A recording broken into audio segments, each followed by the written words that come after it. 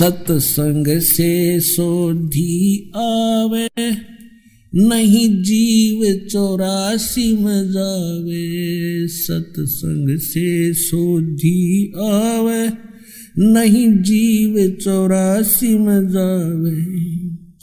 अब मेटो द्वेष और राग, हो राग या उम्र बतेरी जाली। अब मेटो द्वेष और राग, हो राग या उम्र बतेरी जाली। परमेश्वर ने आके हमारा अज्ञान हटाने की चेष्टा बहुत प्रकार से की है। अब ये ना हट रहा, हमारे अंदर वो कसक नहीं बन पा रही।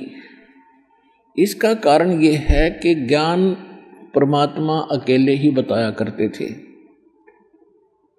और अज्ञान फैलाने वालों की कमी नहीं थी, लाखों और करोड़ों की संख्या में थे। उस समय भी है, आज भी है, उस समय भी थे। और जिस कारण से परमात्मा का यो ज्ञान रोशनी नहीं पा सका, इसका प्रकाश बना नहीं। अब वर्तमान में परमात्मा ने ये समय निर्धारित किया कि कम से कम ये सतयुग त्रेता द्वापर में तो सुख का सांस ले लेंगे और त्रेता में इस कलयुग के अंदर तो इनकी दुर्गति होनी ही होनी है। इसलिए परमात्मा ने यह शिक्षा हमें दी। कलयुग भी 5500 वर्ष बीत गया था, या शिक्षा नहीं थी हमारे अंदर। और अब शिक्षा पाकर हम ये सोच रहे हैं कि अब हम ज्यादा इंटेलिजेंट और सभ्य हो गए। हम इंटेलिजेंट तो हो गए लेकिन सभ्य नहीं हुए। हमारी इंसानियत का नाश हो गया।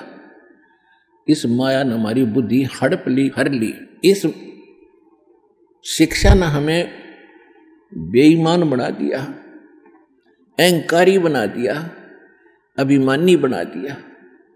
छोटी सी कोई पोस्ट प्राप्त कर लेता है या कोई अच्छी पोस्ट IAS IPS, कोई डॉक्टर, इंजीनियर, जज, मंत्री, मुख्यमंत्री, प्रधानमंत्री बन जाते हैं।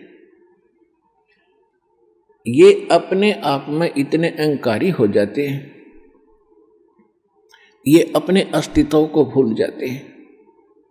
और आम व्यक्ति भी जिसने थोड़ी सी भी कोई शिक्षा प्राप्त है, वो विशेष ही तरीके से रहता है। और हमारे पूर्वज दास ने वो पिछला जमाना भी देखा है और वर्तमान में जो लगी हुई आग भी देखी है। हमारे माता पिता, दादा, परदादा, गांव के लोग, उनके पूर्वज, वो कैसे रहा करते थे? इतना सिंपल, एक साधु की तरह रहा करते थे। तन पे कपड़ा भी नहीं, धोती बांध लेते थे, सारा दिन खेतों में मजदूरी में काम करते थे और इतना प्यार और विनम्रता और शांत चित्त रहते थे। जो मिल जाता उसमें सब्र संतोष किया करते थे। और अब ऐसी आग लगी है, चाहे जिसके पास आज करोड़ रुपए हैं तो नौकर अरब नहीं हुए तो कोई जीना नहीं। एक कोठी है तो सब्र नहीं नौकर 5-4 प्लाट और हों, 1-2 कोठी और बनाऊं और फिर भाई की टिकट कट जा, मर जा, फिर कुत्ता बन के उस कोठी के बाहर गली में बैठा, उसकी छाया में भी ना बैठने देंगे वो पुत्र, आते जाते डंडा ठोकेंगे सिर में।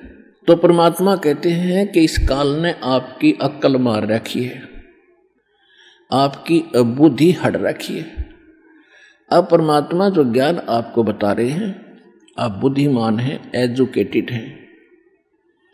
अब इस एजुकेशन का सदुपयोग करेंगे हम। परमात्मा ने ये ऐसे इंस्ट्रूमेंट बनवाए हैं, ये मनुष्य नहीं बना सकता, जीव नहीं बना सकता, चाहे कितनी बात बनाओ। इस युग का नाम कलयुग रखा। कल माने मशीन से चलने का वाली सारी वस्तुएं होंगी। तो परमात्मा ने यह बुद्धि दी जीव को, ये ऐसे इंटरनेट सिस्टम और ये media channels, projector, DVD, CD, mobile, chip, ये मेमोरी कार्ड बनाए दाता ने बनवाए। अब इसमें ठीक है, जो बकवाद करने वाले वो करते रहेंगे, बकवाद कर लेंगे, कितने दिन करेंगे। देखो पुण्यात्माओं, आज गाने सुनते हो आप, या फिल्म देखते हो टीवी पर या मोबाइल में, या बकवाद देखते हैं, सुनते हैं किसी चुटकुले वगैरह, घर में एक दुर्घटना घट जाए, आप सुन कर दिखाइए उसने, वह फिल्म का गाना सुन कर दिखाइए फिर। तो ऐसे गंदे लोक में हम ये गाने सुने और सुनाएं, गाने गाएं, यहां तो रोना पीटना है सबका। और इसमें भगवान की भक्ति साथ लेकर और इस मालिक की आरती दिन रात करो, भगवान की भजन दिन रात करो। ठीक है, कोई दुर्घटना घट भी जाता, मालिक की भजन नहीं छोड़े, आरती इसी तरह करता रहे, इसमें बिल्कुल बंद नहीं करे, क्योंकि दुख हल्का भगवान ही कर सकता है। उसको रोते रोते भी मालिक ने याद करे। तो कहने का भाव यह है कि इस गंदे लोक में हम भूल जाते हैं, किसी के घटना घट गई, हम एक औपचारिकता करने जाते हैं वहां पर, अगर वो हमारे आया था और हम नहीं गए तो वो दुख मानेगा। बस वहां थोड़ी सी देर में पूछ लेते हैं कैसे हुआ, क्या हुआ, बहुत बुरा हुआ, बाहर आते फिर वो सैर सपट्टे अपने जो के तो रहते। जिसके लागे सो तन जाने, और यह सब के लगेगी, किसी के पहले लग जाएगी, किसी के बाद में लगेगी। यहां तो कोई नहीं बचेगा इस मार से, काल के कोल्लू में सब पड़े हुए हैं। और एक दिन इसके पाठ के नीचे आपने आना पड़ेगा। परमात्मा कहते हैं चलती चक्की देख के और दिया कबीरा रो, और दो पाटन के बीच में साबत बचा ना कोई।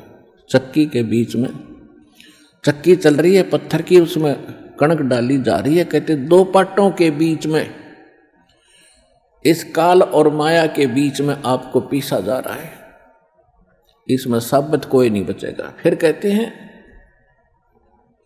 कि किले से लागा रहे ताका नाश न हो। हमने देखा कि हमारी माताएं हाथ से चक्की पीसा करती थी, और उसमें एक किला होता था, किला बीच में एक ऐसे दोनों पाटों के बीच में सेंटर में पाट होते गोल गोल चक्कर पत्थर के, उसमें एक तो डंडा सा लगा होता था उसको घुमाने के लिए, और एक उनके सेंटर में एक सुराख सा होता था, उसमें एक लकड़ की ऐसे गोल सी लंबी लंबी सी एक लगी हुई थी गुटका सा, और उसके चारों तरफ उसके खाली स्थान होता था, उसको किला बोलते थे। अब जो कणक उस किले में पड़ गई वह तो ज्यों की त्यों रहती थी, उस पर उन दोनों पाटों का असर नहीं होता था, और जो उन दो पाटों के बीच में आ गई वह सारी पीस दी जाती थी। तो यहां परमात्मा कहते हैं किले से लागा रहे ताका नाश ना हो।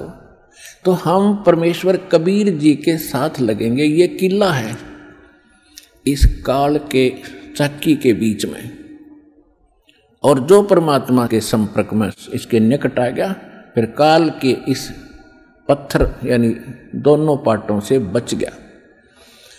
तो जो परमेश्वर कबीर जी की शरण में आप आ गए तो आप उस काल के कोल्लू से, उस चक्कर से यानी पिसने से बच जाओगे।